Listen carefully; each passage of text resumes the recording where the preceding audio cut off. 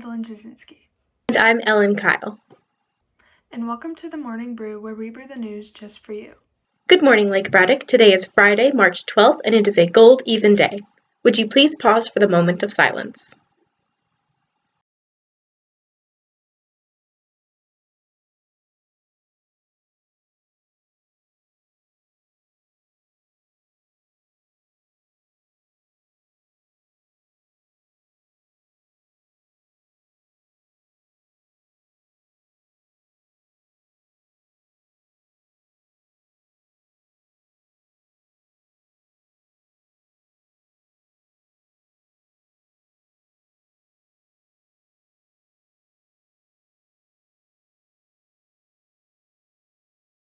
Would you please stand for the Pledge of Allegiance?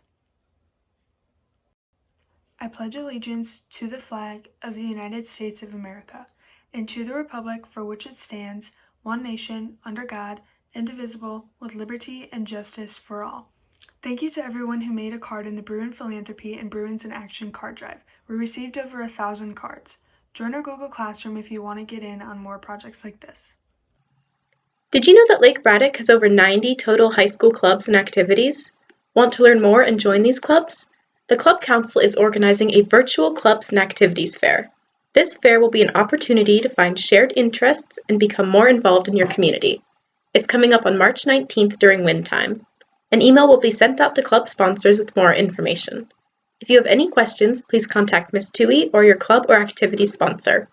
Attendance is optional, but both middle and high school students are welcome. Again, the fair will be held during wind time on March 19th. We hope to see you there. There will be a virtual Bruin Buddies meeting on Monday, March 15th at 10:50 a.m. on Google Meets. Join us for St. Patrick's Day fun.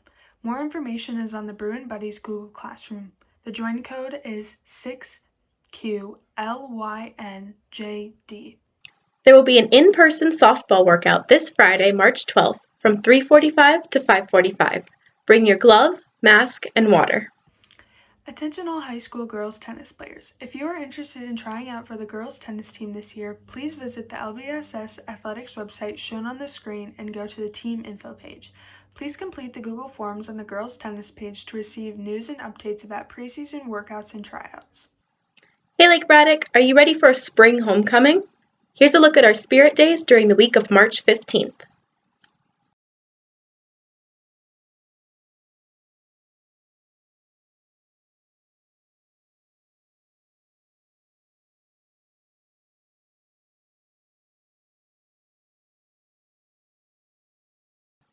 Due to the recent rollout of COVID vaccines, the Morning Brew got an inside look at how they work and what getting a vaccine feels like. Since the beginning of the pandemic, the people of the United States and around the world have been hopelessly waiting for the vaccines to roll out.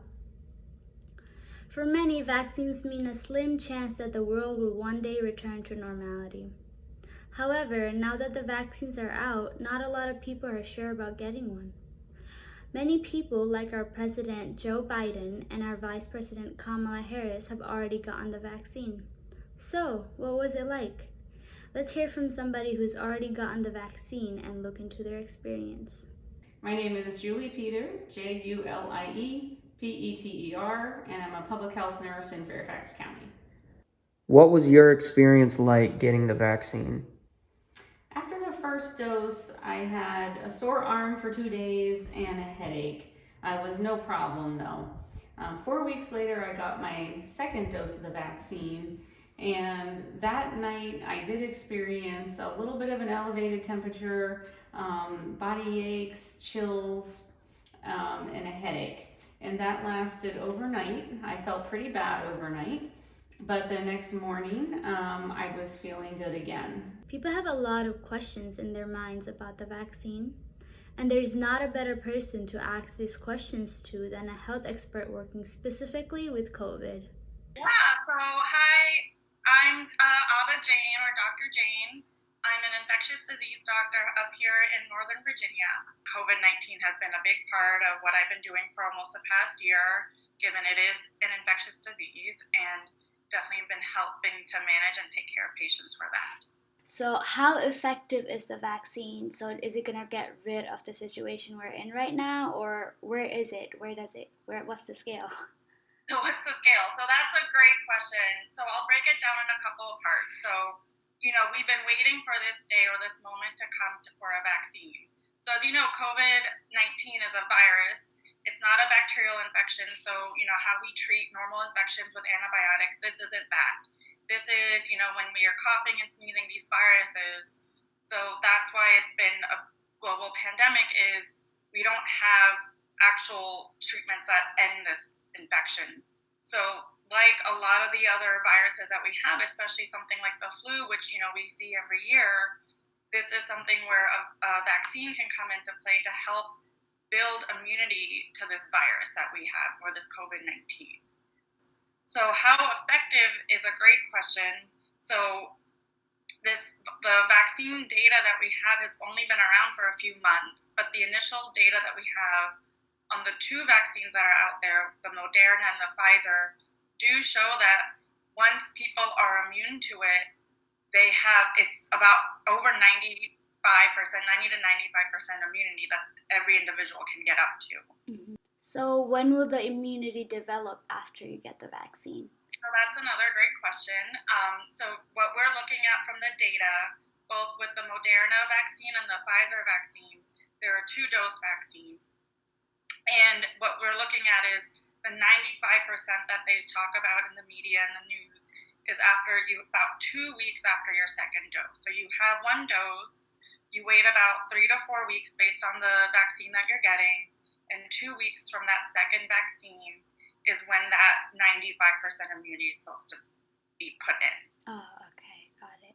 So, like you said, but right now, because we're still looking at so much data, it doesn't mean that once you're immune, you can go run around and have all the fun. We still need to wear our masks and still social distance to really make sure, as a community, we're still doing our part in helping everyone else. So, when do you think us students will be able to get the vaccine?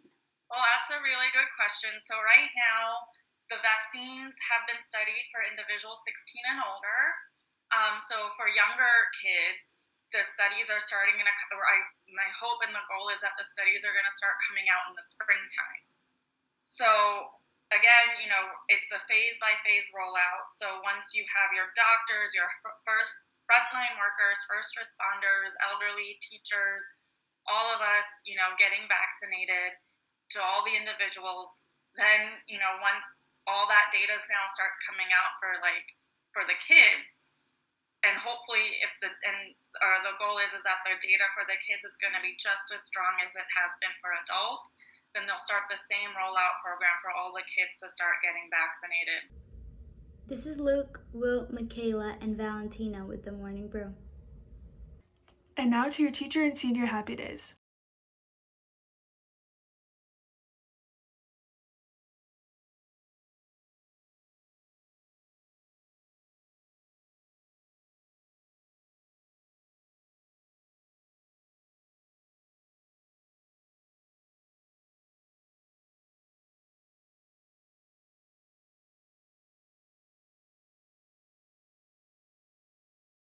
Well, the news is over. And our virtual cups are empty. We'll see you next time on the Morning Brew. Have a great day, Lake Braddock.